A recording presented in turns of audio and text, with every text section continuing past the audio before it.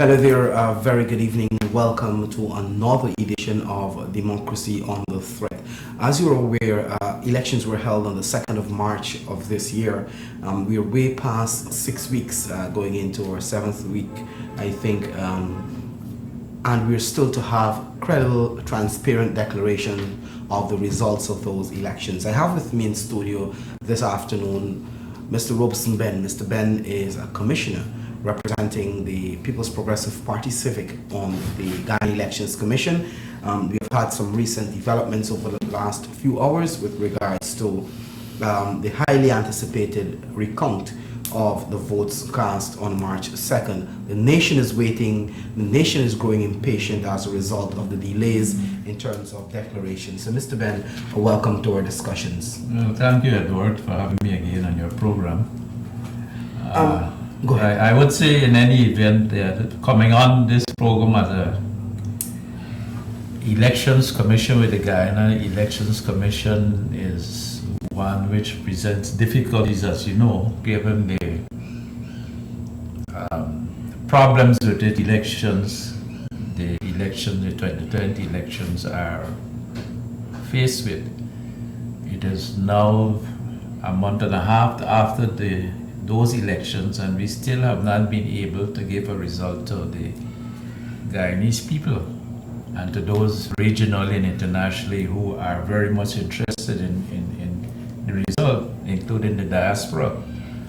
So in any event, as a commissioner of the Guyanese Elections Commission, I would have to put my apologies on the table in respect of the situation, because I am a commissioner. I'm also responsible for perhaps for the debacle that we are in at the Guyana Elections Commission, and this time.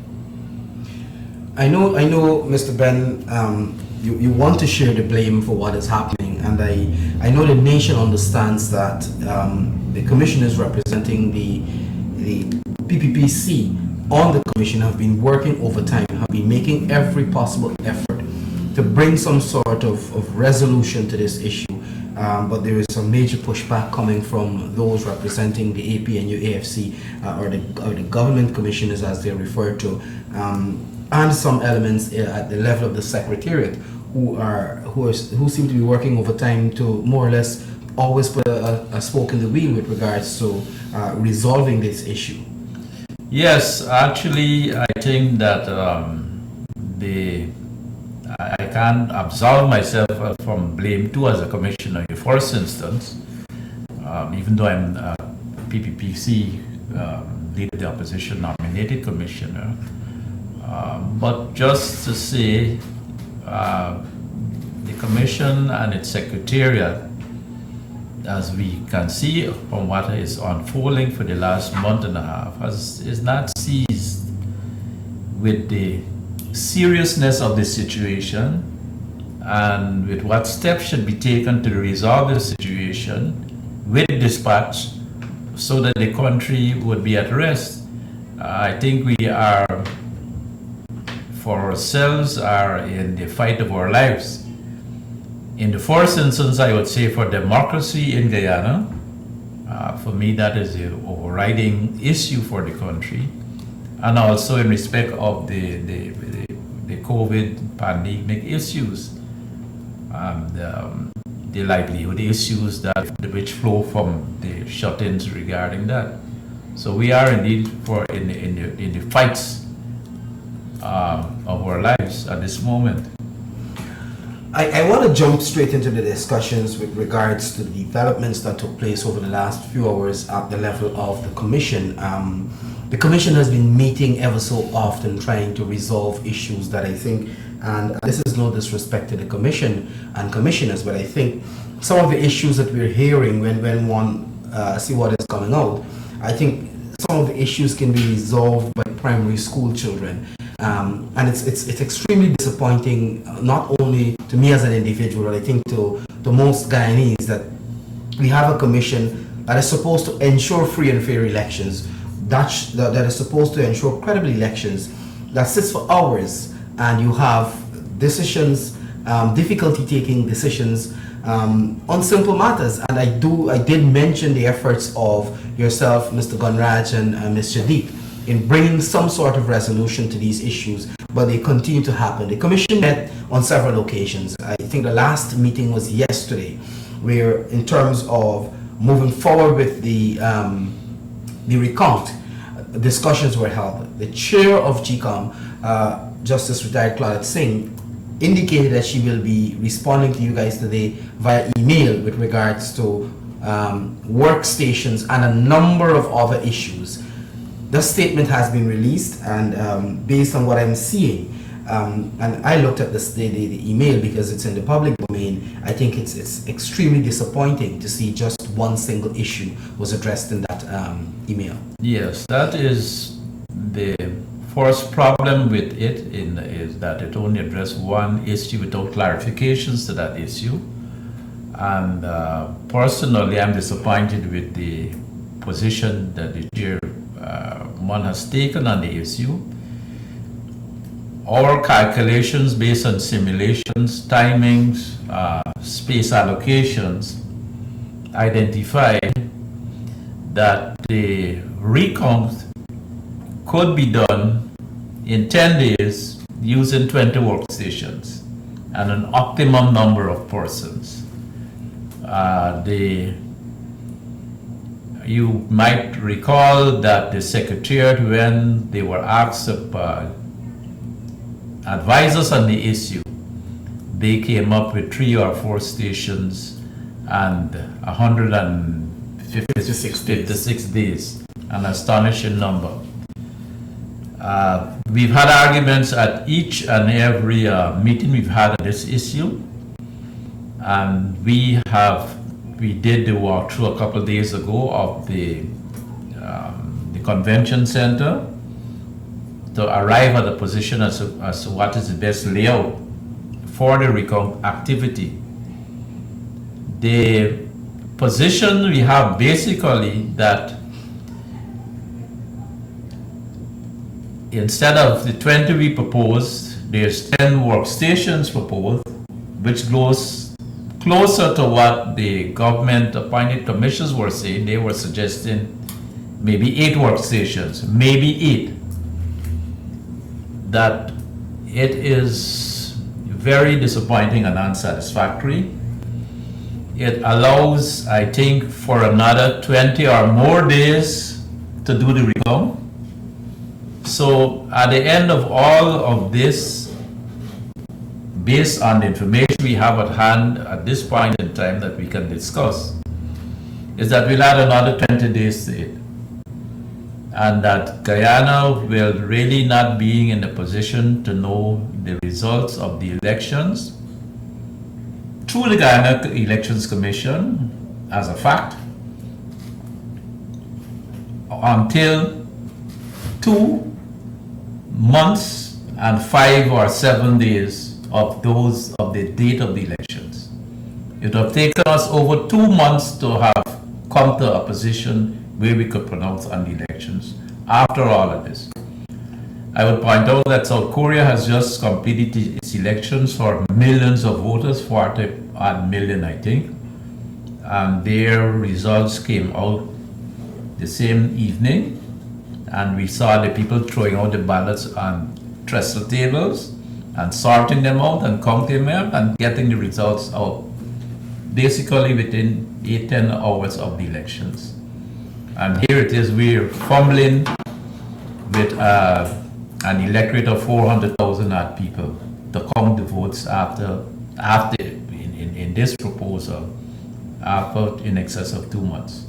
But clearly, Mr. Benn, we could have had, I think, a situation very close to South Korea had the process continued or had the process been followed similar to what happened in the other 9 regions, because I think the crux of the matter here, and I think most Guyanese would agree, is that we have a situation where the region 4, the district 4, is where the confusion started when Mr. Mingo stopped using the statements of poll and switched to using a spreadsheet, a mysterious spreadsheet as it is now referred to. But clearly, based on what you would have said in terms of the number of workstations, I think most Guyanese, when they heard the proposal, started to do their own calculations to realize that there is no way 3, 5, or 10 workstations can speedily present those results. But I want to move you again back to this email, and you addressed the first issue with which the chair basically addressed, and not in any definitive manner, by the way. She said no more than.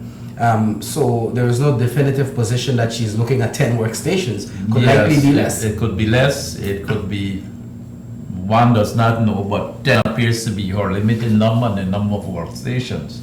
So her upper number, her upper maximum number of workstations. And this is why I say it's extremely disappointing. One could have perhaps, in our case, lived with 15 workstations, which would have been more towards the halfway point between the two positions and reasonable positions, and which would have optimized on the time available, reasonable time available to get this done. But 10 workstations without knowing the hours that will be worked, given the circumstances which we have now, which I referred to earlier, presents a problem. And it will take too long. It will take too long. The commission has been failed by its secretariat before, as you mentioned in the counting process at the Ashman's building for Region 4. The body language and the truculence you see, the truculent behavior from some members of staff in relation to their duties, and they're bringing untenable numbers to the commission itself, suggests that they will not want to do this with any dispatch. And it may be slow going. Even if we get the CARICOM mission in, and even if we get the other observers in, it will be slow going. And whereas at the end of balloting at a polling station, the count itself is done for everything fairly quickly, in less than 2 hours, with everything being packed up and wired and so on.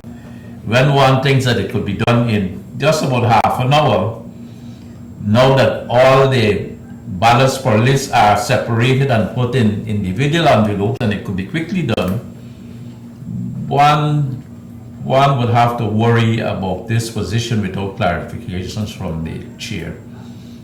We are still to await properly clarification in the number of hours of work, the number of staffers at the table, because we're hearing about a large number of persons who would be required to be at a workstation. We don't have that information, and at best the numbers being bandied about is that it may take 20 or more days.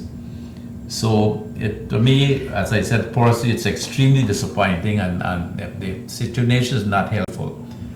You mentioned before that for all the electoral districts declared, the only one for which there was indeed a transparency and legitimacy problem related to the fraud attempted by returning officer Mingo for the Region 4 count.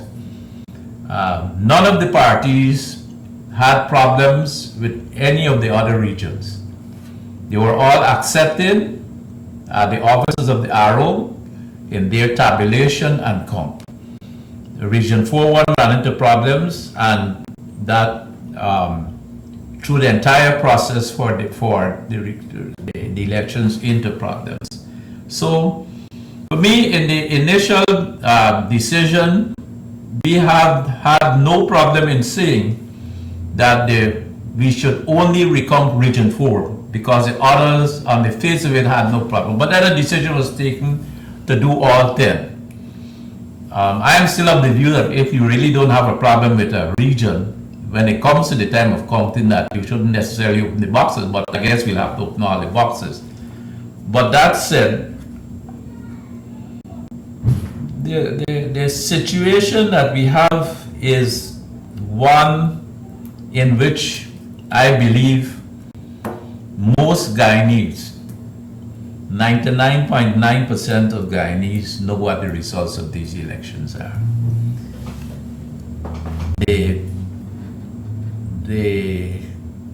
what we have embarked on from various quarters is resorts to the courts, delays at the commission itself, and all other acts of subterfuge to prevent the establishing with a recount in itself too of the results of the elections.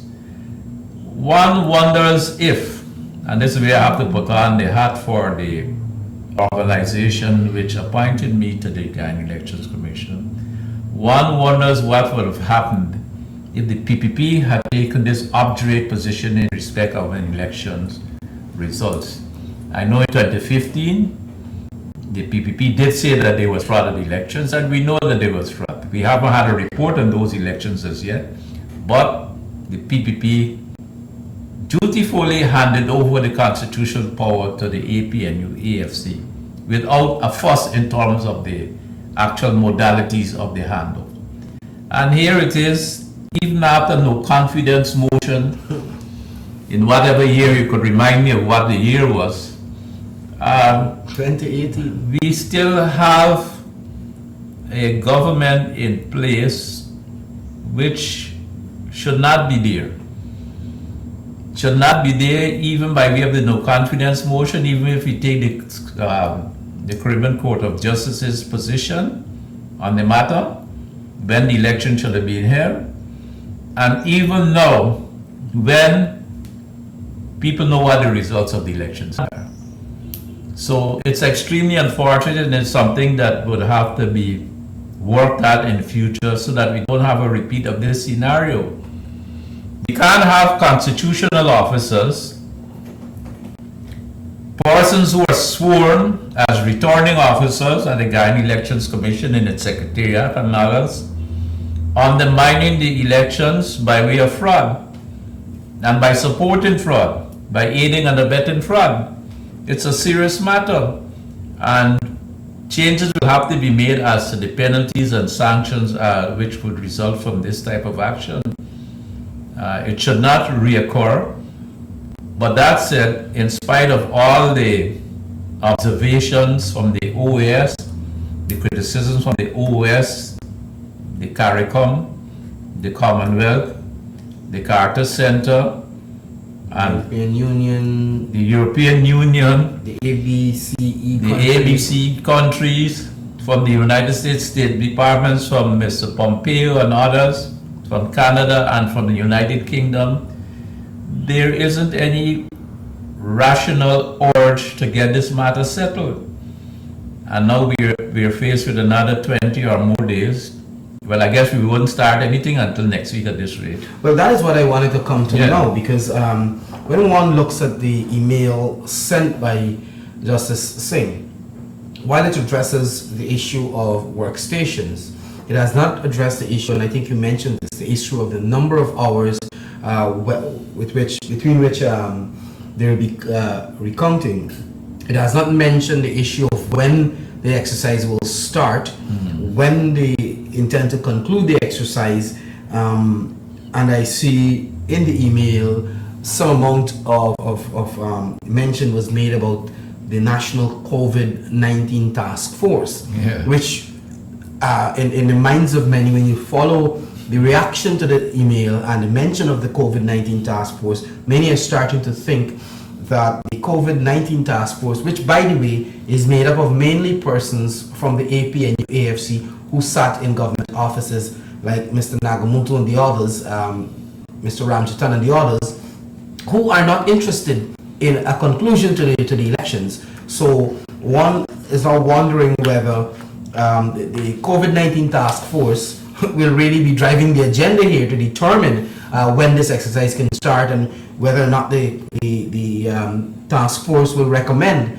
under the guise of the COVID-19 pandemic that you have less stations. This matter has come up. It is true that the email, and we await clarification from the chairman as to the number of hours per day to be worked, the date when this exercise will start, and the duration, amongst other things. But the question of COVID has come up, And previously, the Secretariat was proposing that we follow the guidelines from the task force in relation to the COVID, meaning you will end work at 5 o'clock in the day, in the afternoon, so as to give persons enough time to go home. So you would have had at most 9 or 8 hours available to work, and out of that you perhaps would have 6 hours of actual work in that scenario. My retort to that in the meetings has been that this activity by the Guyana Elections Commission is a critical national activity, and that the activity has to be exempt from COVID issues in respect of timing, the amount of time in the day that people would be required to be working at the exercise at the convention center or whatever other place. The issues of separation distance, we could be closer, people are wearing masks, but the 2 meter or 6 foot separate social distancing they talk about could be maintained in exercise. Because those rooms are very large. If you're not wearing masks, and where you have to be closer, you put on mask or a visor or whatever. So we recognize on our side that the mentioning of the COVID issues was another resort to find a way to delay and to subterfuge the process to come to a result of these elections. I said to the chair that all that she had to do was to advise the COVID task force of our hours of work and what is be required. We'll follow the standard guidelines in health, social distancing and so on, but that all that they had to do was to facilitate the exercise given its overriding national importance. Its overriding national importance, which is perhaps the same as a hospital at this time or any other essential service. In fact, it's more than essential. But it's critical. The resolution of this elections matter is critical to tackling the pandemic. Yeah, exactly so. Exactly so. So I said it was a critical national activity of overriding importance, and it had to be treated as such, and that we should be taking as much time as possible during the day to get it done. And that is going beyond the time identified in relation to the COVID regulations or advisories which are out there. But Mr. Benn, and this brings us to another point, another question that I think will arise. If the chair is leaning towards maybe adhering to the 6 a.m. to 5 p.m. as outlined by the COVID-19 task force, then it is even more important that the number of stations should have been even above 20, so that you can compensate for the reduced hours. Yes, well, that is one way of getting it done in good time. I know that she was writing or has written the COVID task force. I don't have the document to ask for more time, but my position was that you don't have to ask for more time. You have to say this is the time which is required to get the job done, and that we be facilitated and you take notice. I want to bring you to another issue which is tied to the delay in a resolution to the elections. The Constitution is clear, and I want to read Article 72 of the Constitution clearly states that the President may at any time by proclamation dissolve Parliament. This is what he did at the end of December. But it takes us to another section of the which it is also provided in Article 61 of the Constitution that an election of members of the National Assembly under Article 62 shall be held on such day within 3 months after every dissolution of Parliament as the President shall appoint. The same section of the Constitution went on to state clearly that those elections, and the idea here of the elections being held within 3 months is, the Constitution is clear that the Parliament cannot, after dissolution, must reach again within that 3-month bracket. We are approaching that 3-month by the end of this month, April. But based on the numbers of the number of workstations presented by the chair, or seems to be favored by the chair, and the time, we don't know the time to work, we are likely to go beyond the end of this month. You talked about 20 days or so. Today is the 17th day of April. It means we are looking about at least 7 to 8 days beyond that deadline of April 30. How do we deal with this? I suspect the commission will have to meet at some point again, because you have a number of outstanding issues before you start. Would this be one of the issues that will have to come up? Well, this would have to be an issue that would have to be mentioned again. It was mentioned shortly at a recent meeting. The constitutional experts will have to weigh in on this in terms of how do you resolve such a problem. If there is no immediate resolution in the Constitution, it may suggest that we are again bordering on what is a constitutional crisis. But I know that there has been some discussion where the President may claim extraordinary powers or something and have himself sworn in or whatever, in absence of what should have flown from the thing, but I don't think that can happen. That will only compound the difficulties that the country has and will be resisted by all, including myself. And I think the international community and of course already showed the international community, they have said clearly what their position is on this matter. And they have been warning every week or every 3 or 4 days there's something which comes out, not only from the international community too, but stakeholders, concerned stakeholders in Guyana, national stakeholders, have come out on this issue of the resolution. So I think we have to get the clear legal constitutional advice with respect to this matter.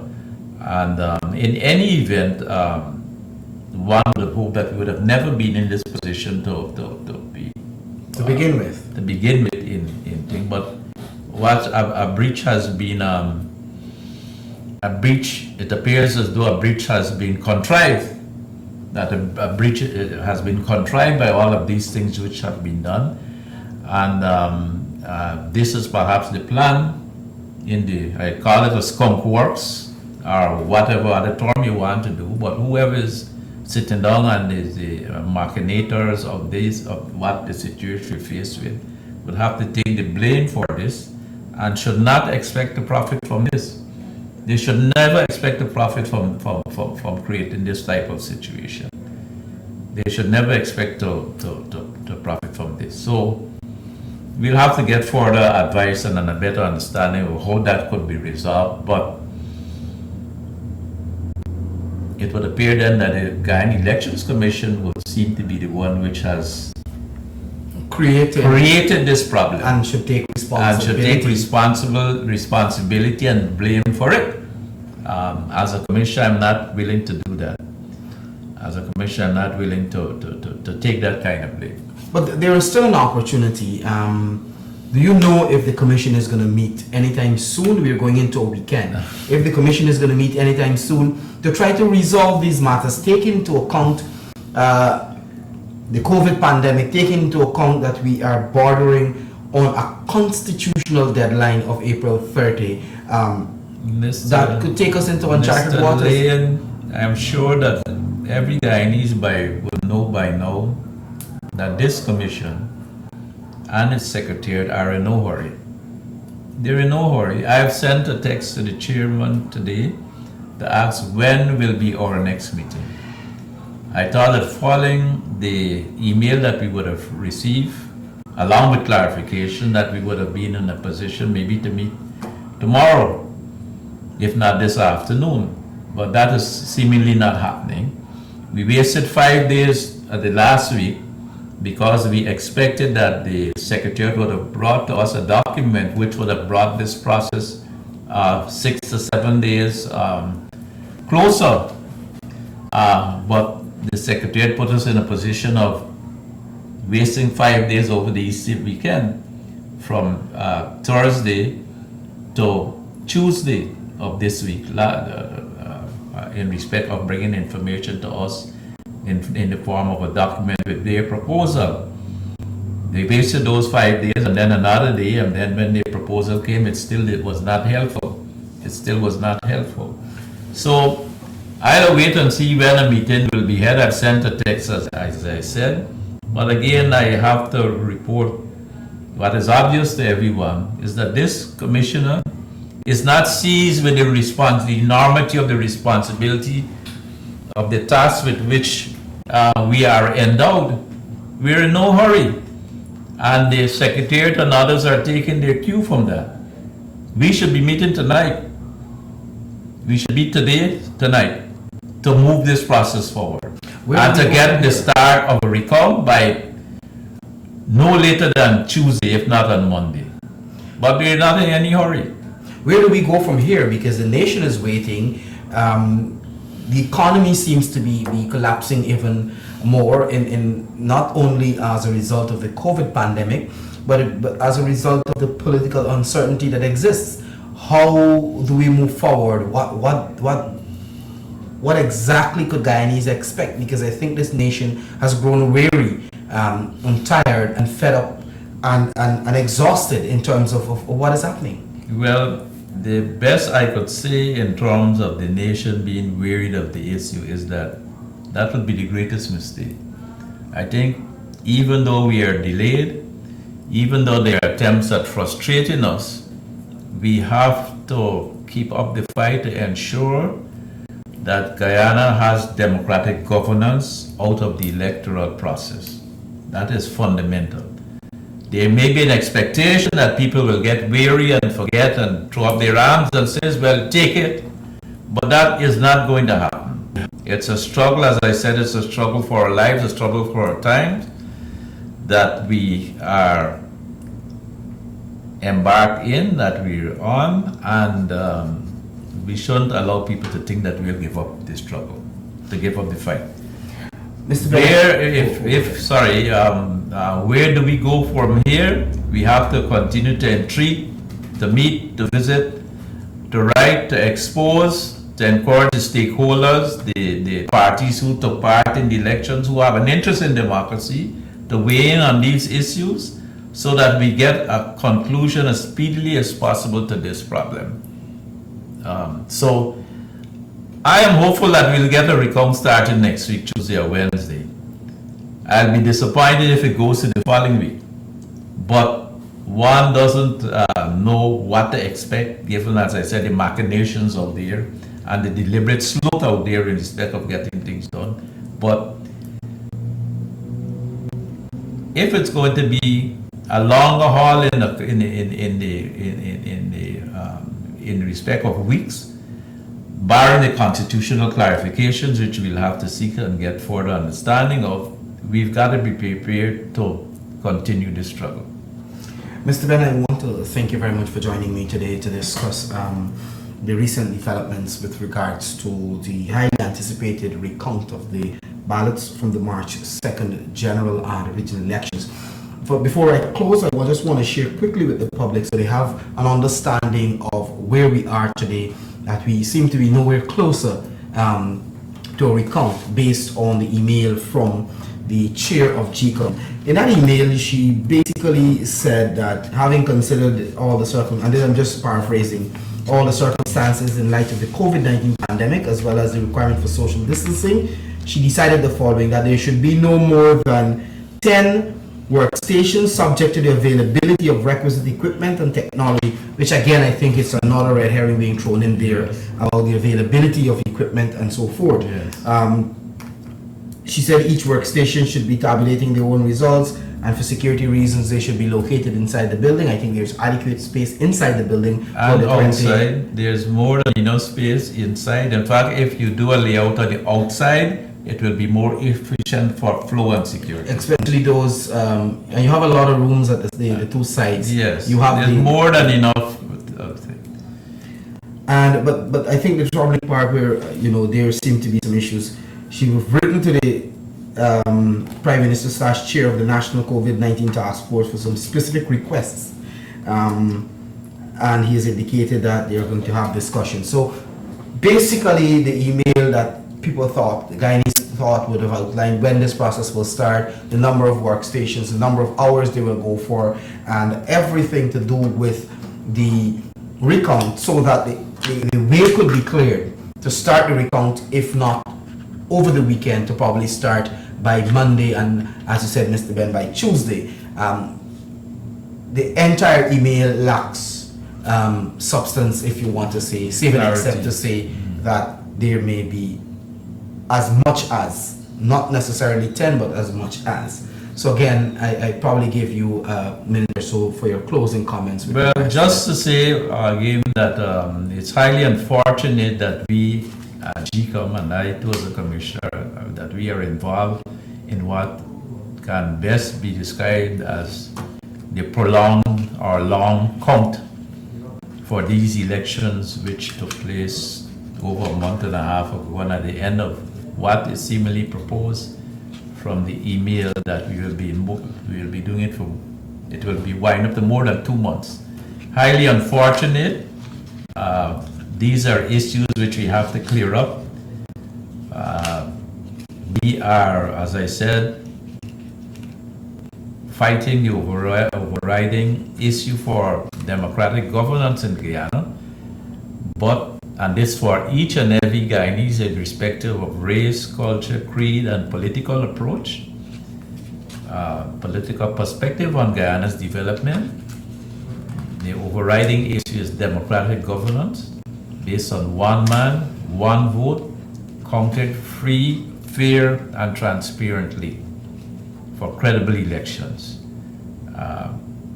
I could only apologize again for being involved in this debacle, but we all have to recognize that we are in a great struggle for democratic governance, even while we have our personal and unified issues too with the COVID pandemic and with economic issues out there as a result of the lack of clarity on governance and on the health issues itself. Thank you very much, Mr. Benn. And I want to thank you very much for joining us this evening. And of course, as we usually do before we go, we want to encourage you to stay safe, to protect yourself, protect your family. Stay home. If you need to go outside for anything important, anything necessary, try as much as possible to wear a mask. Maintain social distancing, and of course, if you have a difficulty getting a mask, feel free to make contact with the Dr. Irfanali's National COVID-19 Stakeholder Forum, so that you can be assisted with a mask that is being produced and distributed freely. Again, I want to thank you very much for joining us, and stay safe until we meet again for another program. Mr. Benn, thanks again. Thank you. Have a good rest of the evening.